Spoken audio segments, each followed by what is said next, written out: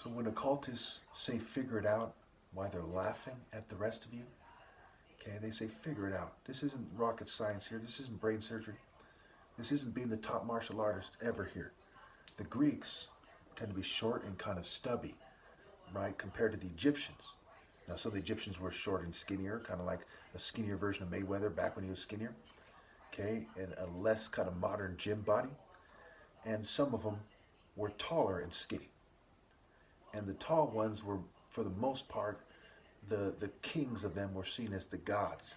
And this must be a result of breeding cycles. Because if you're trying to create the master martial arts style, you make someone who is coordinated and taller. There's no way around it, right? Hawks strike down, right? Falcons strike down, okay? They don't so much strike up, okay? They gain the high ground, strike down. Now, just because someone's shorter and they're not related to the top martial arts ever, doesn't mean they should start crying and throwing a fit. I often make the example of, I'm not God, I was not born with wings, literally, okay? And so should I start crying about it? You need to accept who you are. It takes a sniveling coward to reinvent themselves. Say, in that case, no, I'm Mega Man, right? It's stupid. I actually am Haru. You look at the Narmer palette before they edit my videos and so on and so forth, you know, and Narmer did not have pink lips and all this. He didn't wear makeup and act like a sissy. This is a martial artist, okay? He wanted people to see him for who he is. Makeup is for people making things up, okay? If you're actually Horus, you want them to see your face. It is these sissies that edit my videos and change my voice and fume and poison me.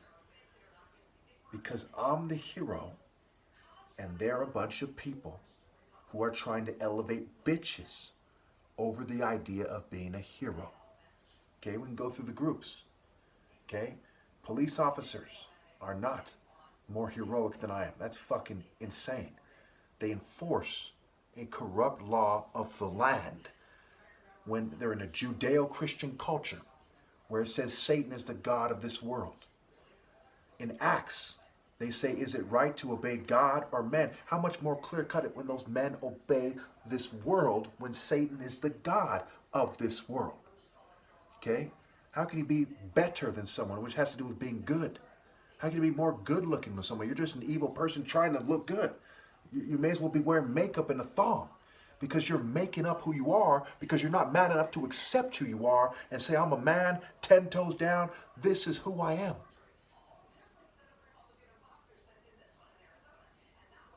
Am I being harsh?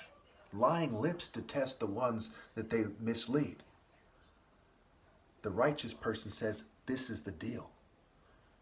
Whatever kind of awkwardness you viewers think would occur if we talked in the street, you need to get that out of your head. This is far too important. I'm one of the easiest people to talk to in the world, especially if you say directly with sincerity that you intend to serve God through me. And we'll figure it out. But people decided that they want to go to be evil. The Nazis in Nazi Germany decided that they were going to roll with Hitler's agenda. The communists in communist Russia decided they want to roll with the communist agenda. The racists during the slave trade and Native American genocide. Functionalism has proven itself to be an evil and failed philosophy. Evil dominates the hearts of people in this world, except for me and my parents are blameless. That's the situation.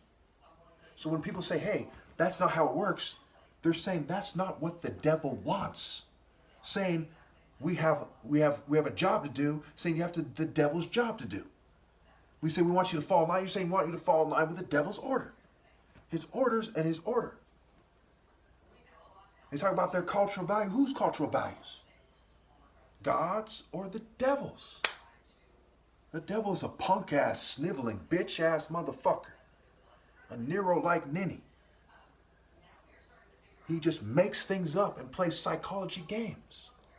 When life is about manning up. Think very carefully. How could I be wrong? The Bible says Nimrod is a mighty hunter before the Lord, a mighty warrior for the Lord. There's not much else in the Bible about Nimrod. There's nothing there condemns him. But there was all kinds of rabbis and other liars and pagans saying, no, he's a bad guy. We'll write that in there so people don't think of Cush as a righteous person. When they see Isaiah's prophecy against Cush, they assume that they were talking about all black people that ever was or something, or that are left. That are left in the sense that they cling on to their culture. Who they are is a kingdom of this world, right? The nations go down to the realm of the dead. The wicked go down the realm of the dead, all the nations who forget God. And Cush is one of them. But the heart of Cush, just like Ham begot many people, and one of them was Cush. And Cush begot Nimrod. So Nimrod was a mighty hunter before the Lord, and Cush begot Nimrod. And Nimrod, his name starts with an N. Just like Narmer, got the N-I. In Nigeria, you got the N-I. Now, believe it or not, this wordplay is actually connected. Write down Narmer, write down Nimrod, write down Nigeria. Now, if you're a racist, you say the N word and you say the I, like your eye, what you see, okay? How you see things, A. So the Alpha of the black, the Lord of the black, is in Nigeria. And as they try to kill this spiritual culture, the Avenger is born. But where? So in a sense, explaining it like a pagan would, or like a non-biased historian, and not like a pagan Egyptian. Not like a pagan Egyptian. Not like a lying. There was a bunch of cult centers in philosophy. Egypt was like America. America's called the New Egypt. Here I am telling the truth, and there's a bunch of people lying from different philosophies and cultures. They're all scum. But I am the way, the truth, and the life. I am the hero of God, the champion of his views. See, Ham, Pi, on. Israel, Israel. Abraham, Abraham. Before Abraham, I was championing God's view. Goliath was the champion of the Philistines, and he wanted single combat, which you might describe as martial combat. And of course, in the Western wordplay, Mars is a god of war, and martial arts are war arts. Now, it's natural war arts when it's war arts of God. It's unnatural if it's of the devil or it's wicked, or both. Nimrod. I'm Rod. Narmer. Arm, ear, the mighty arm of God. Not relying on the flesh, but make no mistake, conveying the warrior spirit through martial arts. Not unnatural modern warfare. Not drone striking for the state.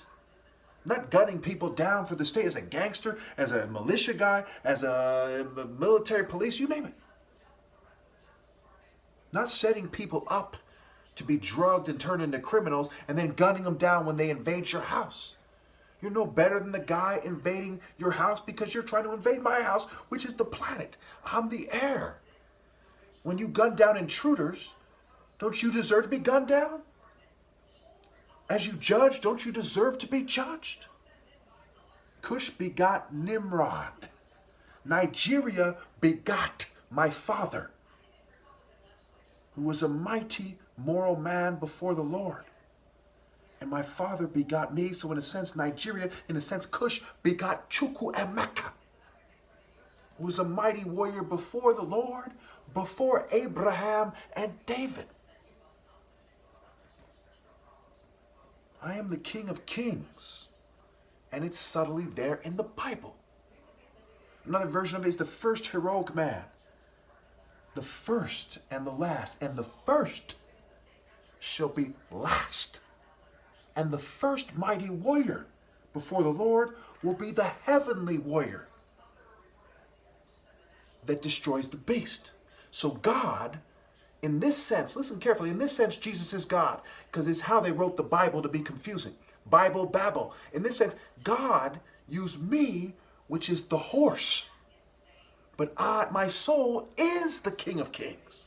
And God is the King of the King of Kings.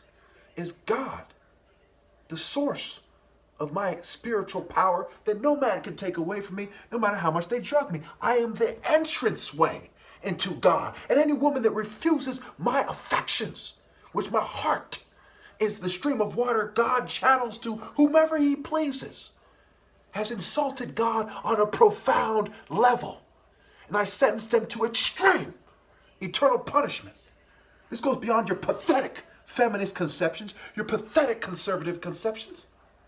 This is true and pure justice from God. And what is your counter-argument? You rejected me for a woman, for a little boy, a teacher having sex with a little kid, perhaps. You rejected me for a Rothschild or a corporate dog, a corporate CEO psychopath. Who would you reject me for? Your petty emotions. That's sick.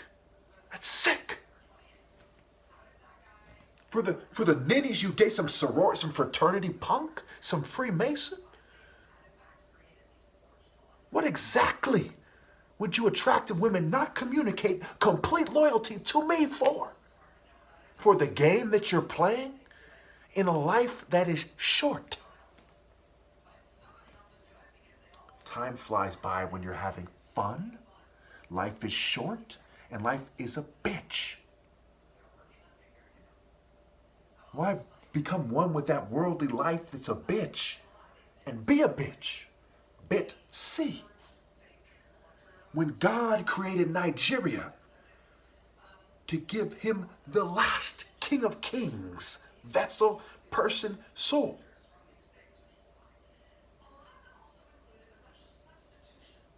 To begot my father, the most moral brain surgeon that ever lived. Through that line, that covenant of righteousness and justice, he begot Chukwu Emeka, the mightiest martial artist that ever lived and ever will, because I know for sure, because tech, breeding, and ill-gotten gains, and me not having a child, generational rebellion and cheating, means no martial arts is valid after I'm gone, and the other ones didn't evolve enough to compete with me, and they didn't have my heart. And the rest of these people on the planet accepted the mark, the boundaries of rebelling against me. God's representative. They were the marks. They didn't have my heart. They turned against God like their forefathers did. I am Chukwu Emeka, the top martial artist ever. Chukwu Haru is how I refer to myself. Chukwu the hero.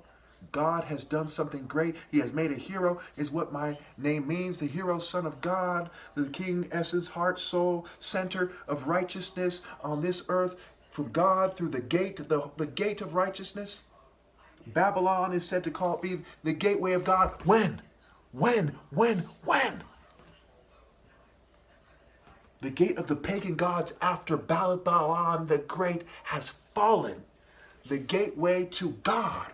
When Nimrod was a gate, a mighty warrior in the presence of the Lord, and therefore being in his presence, put you in the presence of God. So when you're in my presence, you're in the presence of God. But I am not God, I am God's son. My Father in heaven. My witness that testifies against you and testifies on my behalf as he set me apart. And the things that I say, the things I do from my heart, set me apart. How could anyone not believe me and instead believe the left or the right or the middle or the government or the military or the police? How could you believe these fools? Reminds me of that Mario song where he says, how could you talk about a female who's cheating on him? Okay, you know, it's like the whore that left the partner of her youth, the whore that rode the beast. How could you marry and have sex with these dogs? How could you turn your back on God? How could you act like these preachers and priests are right with God? How could you forget what is in the human consciousness, that I am God's son?